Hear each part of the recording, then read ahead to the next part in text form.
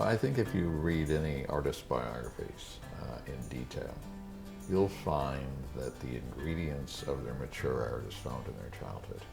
There was not a word for dyslexia in those days. I could not make the words come to life. And when we were reading Dick and Jane, I'd be staring at clouds out the window. Drawing was my self-defense for not feeling stupid when I couldn't read very well.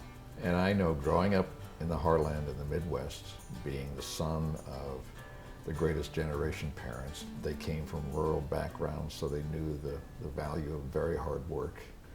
My father was basically nuts and bolts. He was a machinist by trade, a sportsman and a hunter and fisherman and a man of nature. My mother, I think, always had an artistic side to her that never fully developed until later in her life. I remember when she would buy art lessons in the city park in the summer for me. And my first drawing board was a cookie sheet that she gave me. So I would go out and with the art classes and draw pictures of flowers and trees and so forth. And that started in around fourth grade. And that's the year I decided I will be an artist someday. I don't know how that's going to happen, but that's what I want to do. Neither one of my parents had finished high school. My mother finally got her GED when she was about 44 or 45. And my dad never did. And so when I graduated in high school, he said, "You now have more education than I do. And if you want more, the rest is up to you." Well, I didn't have a dime to my name, and my parents didn't have much money. So I saved every dime I could that first year, and then sold my car, my precious car, and had just enough to last 1 year. After that, I didn't know, but I knew that I was motivated because that year waiting to go to school gave me the maturity and the fortitude and the determination to make that year work. In those days, it was a very tiny school. I think there were 250 students. And we had the old grizzled teachers from real life. They had no degrees. They had been tested, firebrand tested in the field. I think it was one of the best educations I could have had in a 3-year course for as little money as possible. And I was hired by Hallmark Cards that last year. So I was flat broke, but I had a job. Well, we used to call it the world's largest art force. But back in those days, they had what they called the New Artist Training Program. We would go to Kansas City Art Institute at night and take sketch classes and painting classes to add to our skill. It was a great time. It was like a 4th year of college. And I met people like Brad Holland, who is now internationally known illustrator. And he was very instrumental in my becoming an illustrator, even coming to New York. It was back when the East Village was, the East Village Other and the Electric Circus and protests. It was a wild and wacky time. Brad had said, this guy, Paul Bacon, you go to the bookstore and all you see is covers. He said, "Why don't you go see him?" So I put him on my list, and I happened to call, and he said, "Yeah, come on and show me your portfolio." He says, "We just lost a designer 3 weeks ago." He said, "Can you comp letter?" I said, "Sure." And he said, "Okay, show up on Monday."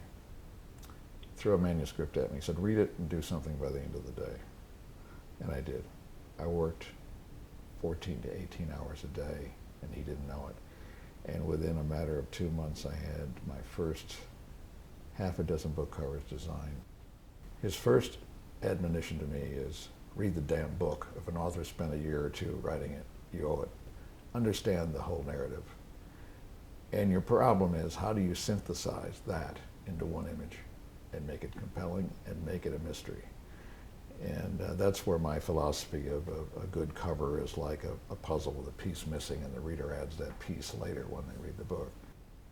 When you talk about one seminal project in my life, it has to be my relationship with David McCullough and his requesting that I do a portrait of Truman.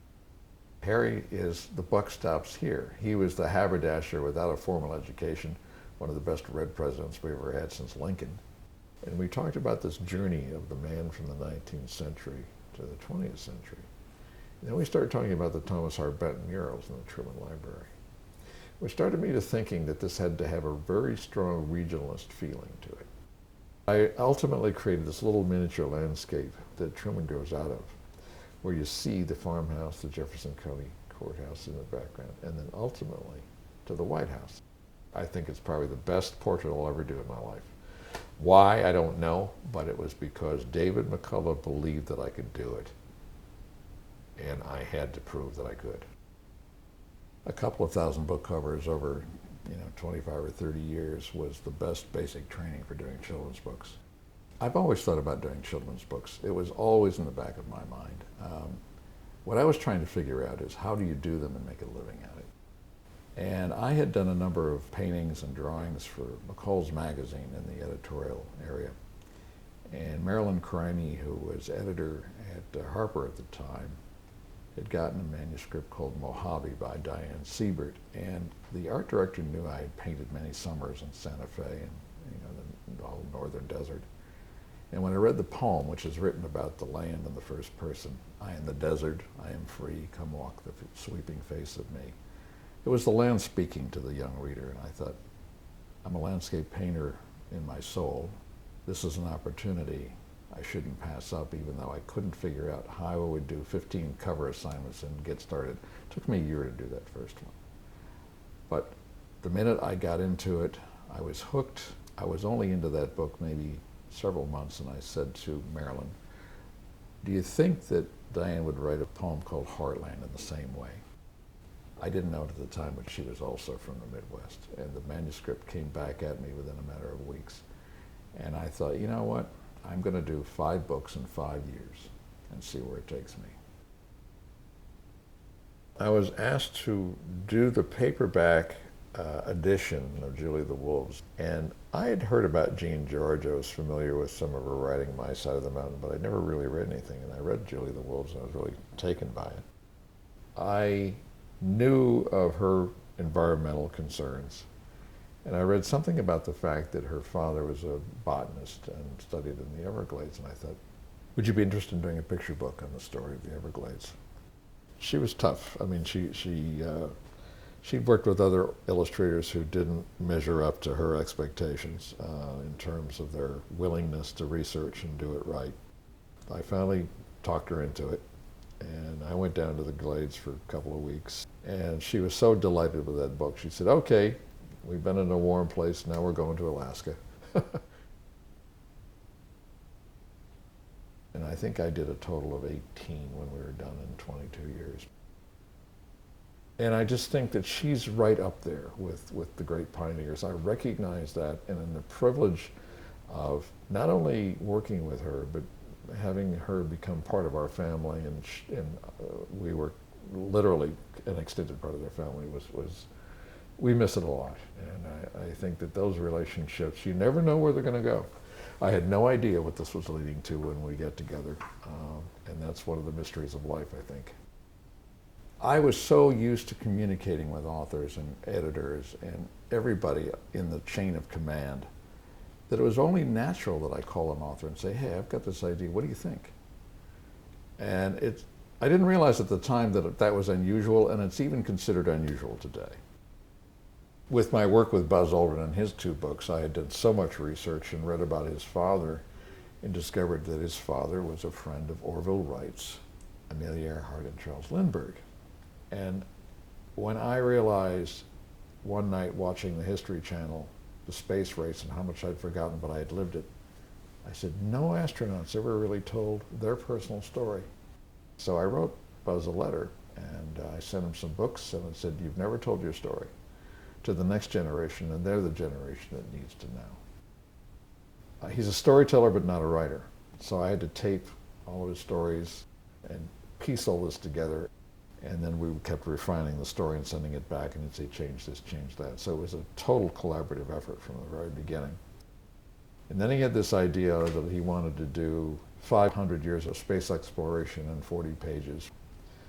And that was probably the hardest thing I'd ever have to do. He gave me a shopping list of things he wanted. We taped several interviews, and he turned me loose. And boy, did I feel like I was cast adrift. I deliver a complete thought. A book is an art form of all these components, pictures and words. And when you get done and you have that as a complete sentence, then you have something that's far more profound and more important than the sum of its separate parts. I think I took my cues from the Howard Pyle School, and especially N.C. Wyeth, who I think in a way invented cinematic perspective before there was real cinematic perspective, and the simplicity of it and getting to the point. And I think I learned a lot from that. And the unique thing about a picture book, it's not 16 or 20 pictures together. They all have to relate and flow together. And a good picture book, you should be able to not read the words and still get the message through the pictures. And the words add that extra dimension. The development of a picture book starts with scribble ideas. And then I start thinking, well, do I need models for this? And what other research do I need? The Lincoln Train book was a classic case of doing endless research. A lot of the scenes were night scenes, and some of them were dawn, some of them were daylight, but it was all about building bonfires to greet this train. And this father and son drive their buggy miles to a railhead, and before dawn, and this train comes through, and the little boy waved to the funeral car. It is a moment in time that is before any mass communication, so you had to be there. However, it bound the country together in a way an event never could. We come from such an oral narrative in our culture from the very beginning, and it goes back to Native American culture, even back to the caves for that matter. Everybody has a very unique experience in their time and place. I've always been a real proponent is that you are forever marked, the physical spot you're born and the year you're born. And as David McCullough says, history is nothing comprised but individual stories of individuals. And when you put it all together, you create history.